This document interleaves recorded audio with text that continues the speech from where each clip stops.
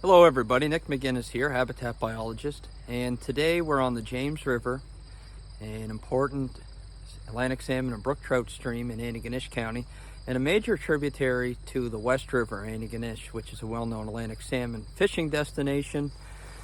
And the James River is a stream that we as in the Antigonish River Association and our partners, the Nova Scotia Salmon Association and the Upstream program, have been working on for almost 2 decades.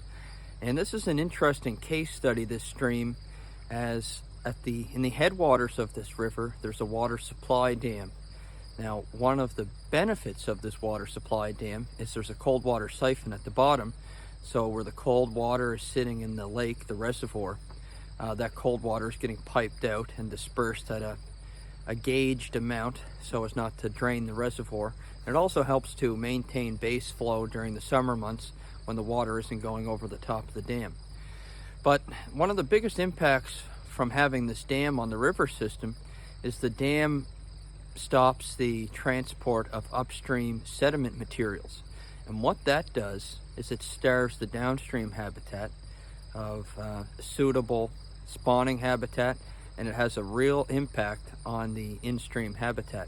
In particular, it causes the stream to become over-widened and in-sized, so the channel's very rectangular-like, it doesn't have a whole lot of shape to it, and you end up with the habitat doesn't contain many pools, and unfortunately one of the biggest impacts is there's no spawning habitat. Now, we're downstream on the James River, probably 5 kilometers from the dam, and it's gone through enough of the watershed now where gravel, as you can see behind me, isn't an issue.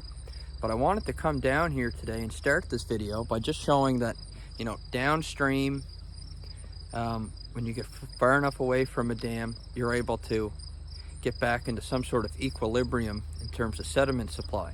And before we go upstream and look at the site, I just wanted to show you. Now, upstream, there's no gravel at all. In that first kilometer or 2 below the dam, it's all large boulders because all of this sediment that we see around here has been washed downstream.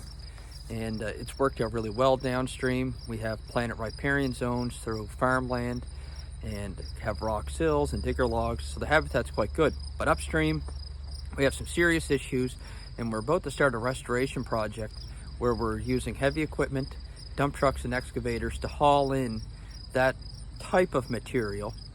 What's in the aggregate business they call well gravel. It's washed, clean, round gravel that really, they use it around wells and French drains and that sorts of thing.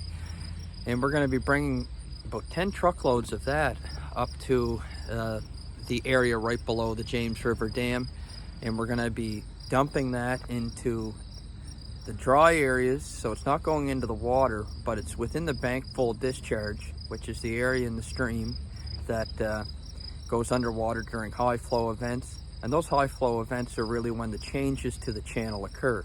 So by dumping all these loads of gravel along the banks within the bank full discharge, those gravels will get accumulated and brought into the channel. And as you'll see when we go upstream, there's no gravel at all. The digger logs that our organization installed probably 15 years ago now are high and dry because so much of the sediment has been washed out.